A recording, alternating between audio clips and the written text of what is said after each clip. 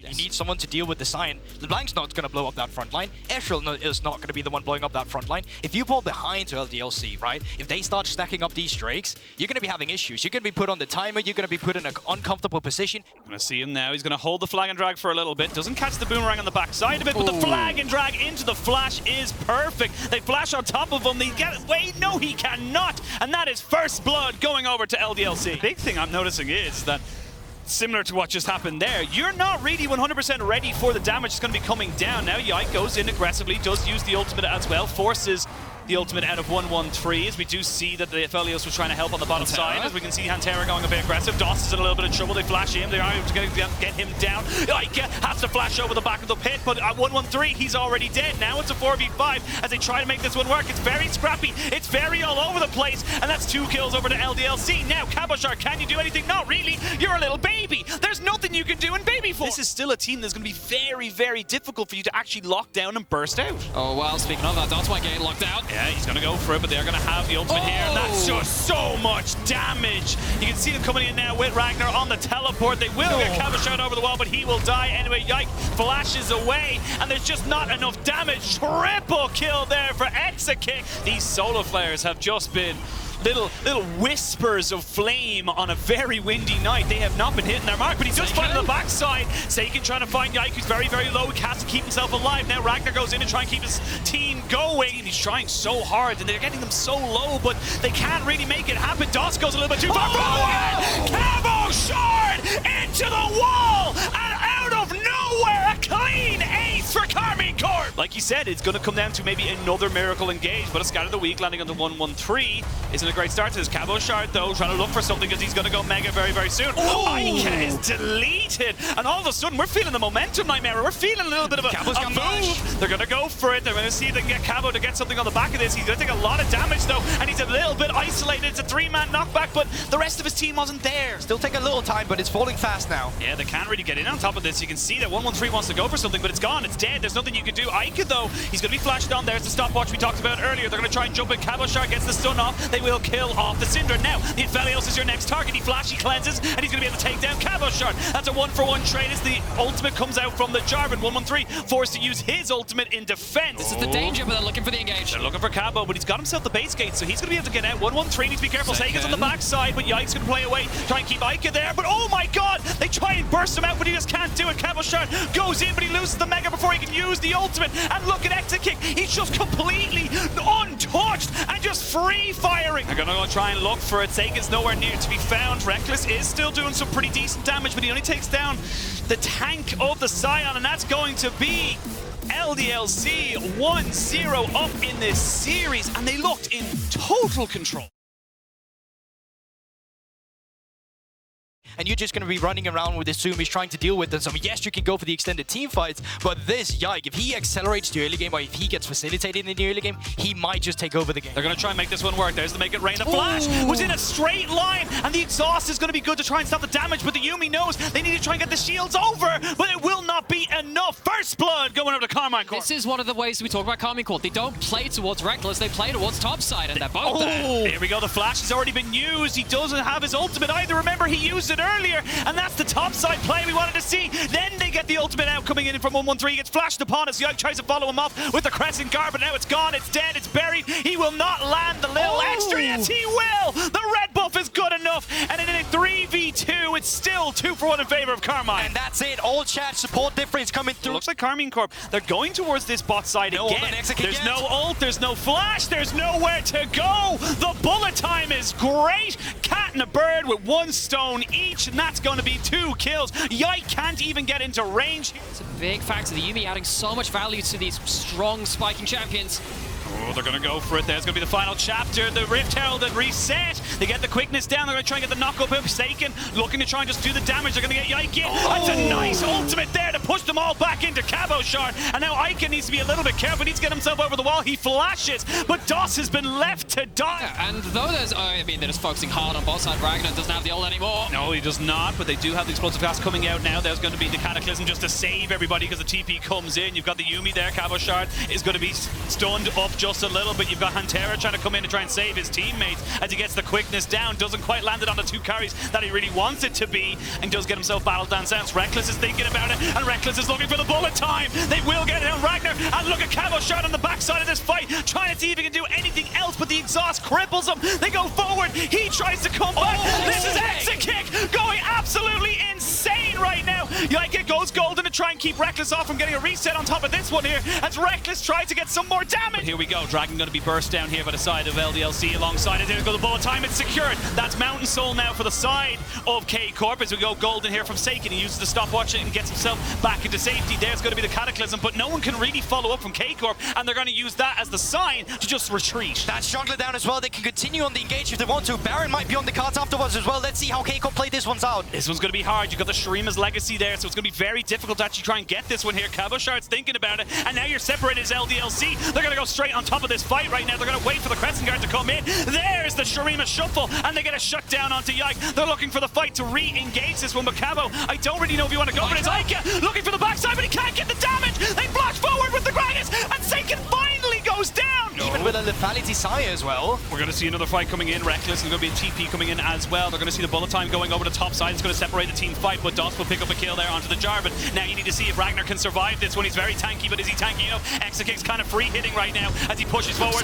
Oh, Seiken gets Ika over the wall with the ultimate, but he has to go golden straight away. It's a very scrappy fight, but Cabochard finally joins it and finally able to do some damage. Reckless is still healthy, but look at this damage from the Xayah. Exekick is the carry. Exekick is the man you want, and Exekick is popping off. He's pushing forward, and they're getting all the damage they could possibly want. How LDLC winning these fights? They can continue on Hantera. Their jungler is dead, but maybe they can still go for the Baron instead. No one wanting he will be spawning, but either way, LDLC in a fight against K Corp where they have the Mountain Soul come out on top. He's unanswered, but he is seen, so they know exactly where he is. Dragon down to 6,000 HP. Ragnar's down to about half of his own as he tried to go for a 1v1. Here we go. We're going to try and get it. Seiken is deleted from Summoner's Rift, and this LeBlanc is just unbelievably strong. They have to try and go for this Dragon, though. You can see that LDLC still hunting, still pushing. Hantera tries to get Ika on top of this one there, but they're seeing if they can do anything with Cabochard. Exekick now going to try and push forward with the Yuumi and try and make something work. This Dragon's still at 4,000 HP, and they might try and burn this one down. They are going to go for it. You've overcommitted. You've overplayed your hand here, LDLC. It wasn't a perfect smite, but it doesn't matter because Elder is there. Now, here comes the ensuing fight. The final chapter is not going to be enough, but at the end of it all, we are going to see LDLC just fumbling the Dragon fight, and I'm not quite sure how you do that. The snap decision-making from Karmine Corp, absolutely on point. Who needs to damage those champions? Fire the main, fire the bullet time right across the Dragon. Oh, they got exhaust. They can go for this one here. Cabochard does get the Hextech ultimatum off. He has got a stopwatch available to him should he need it. They're going to try and get Seiken here. Seiken goes back on the backside, and that's huge for Karmine. They are being blown apart by the Elder Drake. Exekick will get a kill off on the backside, but it does not matter. They had found a way to get flanked. They found a way to get absolutely blasted off the rift. Now they're playing around Cabochard on this mid lane. Has GA very happy to go push that in. Oh, here we go. They're going to go for it. They're trying to get the Crescent Guard down to 1-1-3, but Explosive Cast is perfect to stop the bullet time. We're going to see them try and jump on the Seiken, but Seiken is just too big. Triple kill for Seiken. Maybe even a quadra kill. And you know what? We might as well try and give him the Penta. He's going to go all the way underneath the towers, but he shall not get it. Cabochard wanted to make sure it was secured, and that is going to be the first loss for the NFL champions at the Amazon EU Masters. Absolutely huge from K Corp. They defeat their demons. They show up against LDLC, hand them their first loss. And ladies and gentlemen, what do we have? A series. And it looks like it's going to be on LDLC to be the proactive ones, to find something going for them either in mid or in top, or like we said in the last game, getting that Yuumi on top of that Xin Zhao and moving around the map to get advantage. It's a bit of a weird one right now. You don't. It's coming. It's coming. Oh, the accelerated shock blast does land. Ragnar's trying to see if he can make something work for himself. He's trying to see if they can get on top of him. The good flash, the knockup is good. I can't finish it, but Ragnar can. And that's first blood. Field trip once again outside of his lane. Oh, we're going to see some hard trades on the top side here as there goes the Cataclysm there. Cabochard not quite in Mega, and they can't really dive this one just yet.